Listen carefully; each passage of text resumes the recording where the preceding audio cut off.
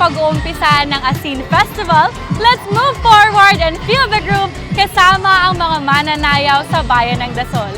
Halina't saksihan ang nakabibilib na mga galawan na tiyak na magdadala ng aliw at saya sa ating mga puso.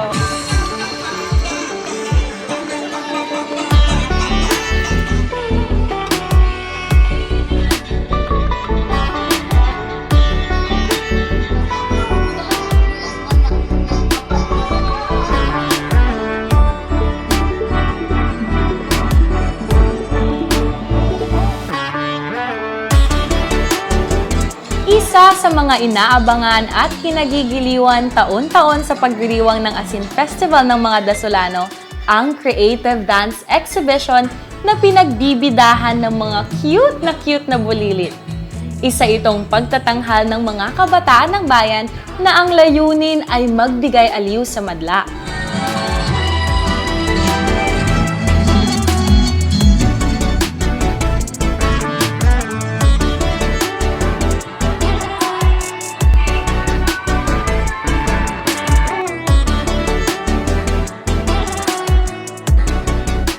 Mula sa kanilang tradisyonal na kasuotan at naggagandahang mga props, bawat sayaw ay may bit-bit na kwentong nagpapakita sa pagmamahal ng musikang Pinoy with a modern twist.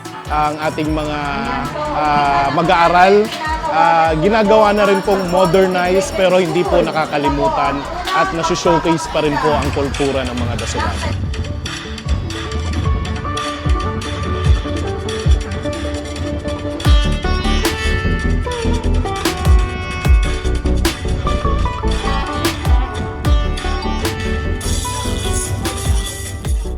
Sa bawat pitik at indayog ng kanilang mga katawan, you will truly be amazed sa galing ng mga taga-Dasol sa katawan. Ang sining ng kanilang sayaw ay filled with passion and dedication na siguradong mapapawaw ka talaga.